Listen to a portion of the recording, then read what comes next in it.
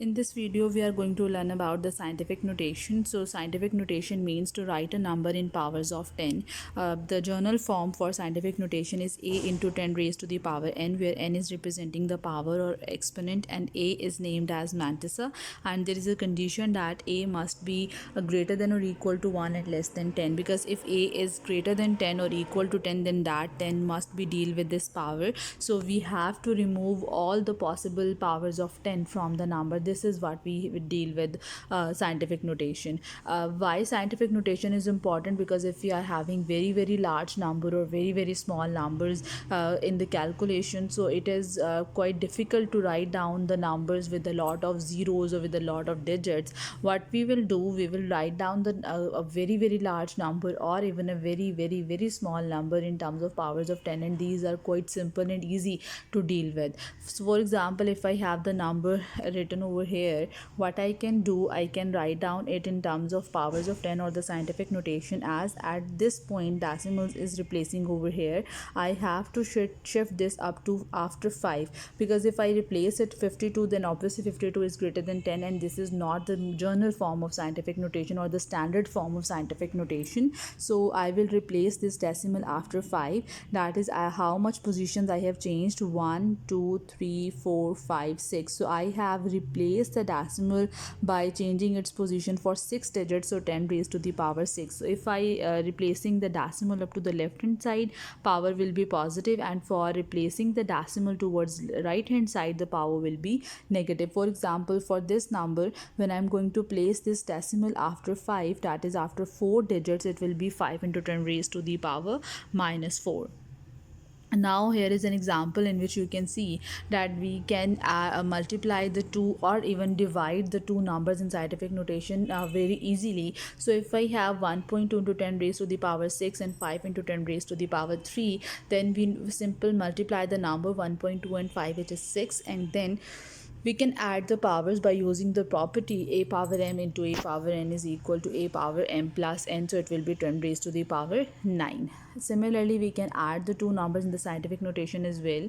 So if we are having these two numbers, but now you can see that there is no such property to deal with a raised to the power m plus a raised to the power n. The simple thing that we can do is that we can take out some number common. So how we can take out common? If I have somehow I manage to have 10 power 3 over here or 10 power 6 over here, so I will make it 10 power 3. So I can write 10 power 6 as 10 power 3 into 10 power 3, because 3 plus 3 will be 6. Now this 10 power 3 is going to be deal with it, so 1200.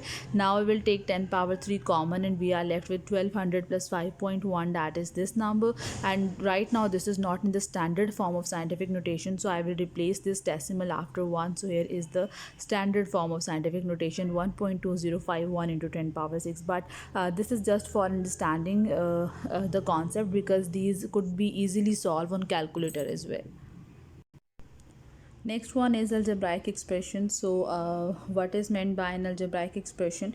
Algebraic expressions is basically a mathematical statement or the mathematical equation expression in which we are having some variables, some constant, and some operations as mathematical operations like square root, division, multiplication, subtraction, addition.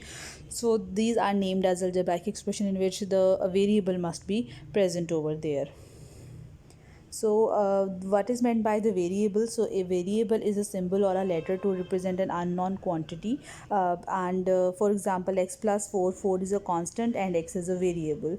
And what is algebra? It is the branch of mathematics that involves expressions involving or having the variables in them. So, it is a language of symbols or variables. So, here you can see that we have some examples for algebraic expressions: x power 4 minus 2 power 3 minus 2 by 3 z minus 2. So we may have more than one variables as well, and we have some variables, some operations, and some constant numbers, and these expressions are named as the algebraic expressions.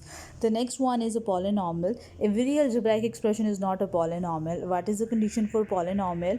That the power cannot be a non-negative number, or the power should be a non-negative number.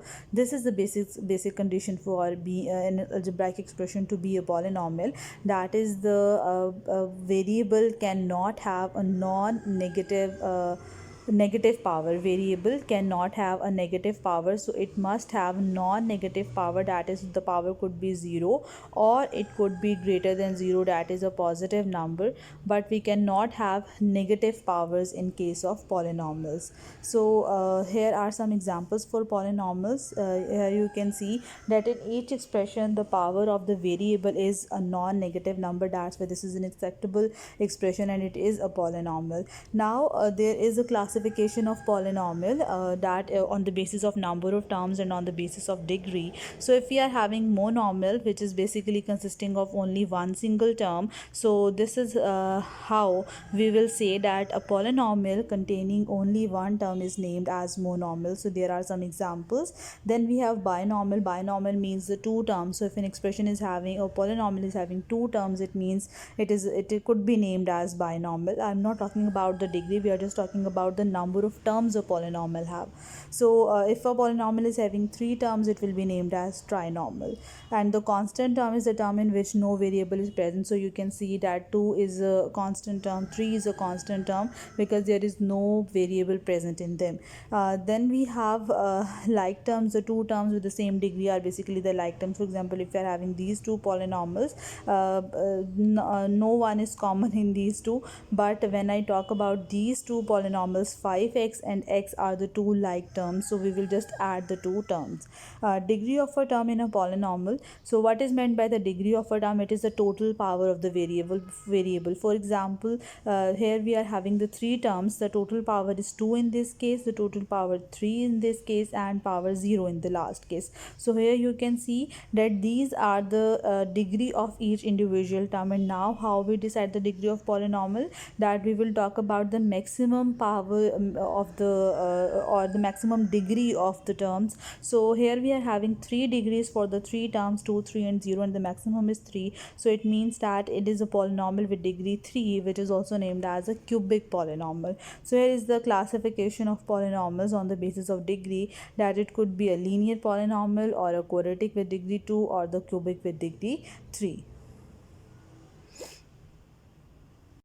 Here we have some questions from the exercise. So if we have to simplify this expression, 5 and 10 could be cancelled out easily to get 2. This x square and x square will be cancelled out being the same terms. Then we will perform or apply the property y power 3 over y power 5. It could be y raised to the power 3 minus 5, that is 2y power minus 2. Similarly, there is another one in which we know that in case of division we have to subtract the powers. So I will get 1 by 2 minus 1 by 10 and y raised to the power 1 by 2 minus times of minus 1, that is plus 1, and here is the answer for it. We can solve the fractions on calculator too. So here we have another question, x cube minus 7x plus 2 minus the second cubic polynomial. What we are going to do, we are dealing with the like terms first. So x cube and minus 4x cube is going to be minus 3x cube, the like terms, minus plus x square as it is, minus 7x minus x is going to be minus 8x, and then plus 3.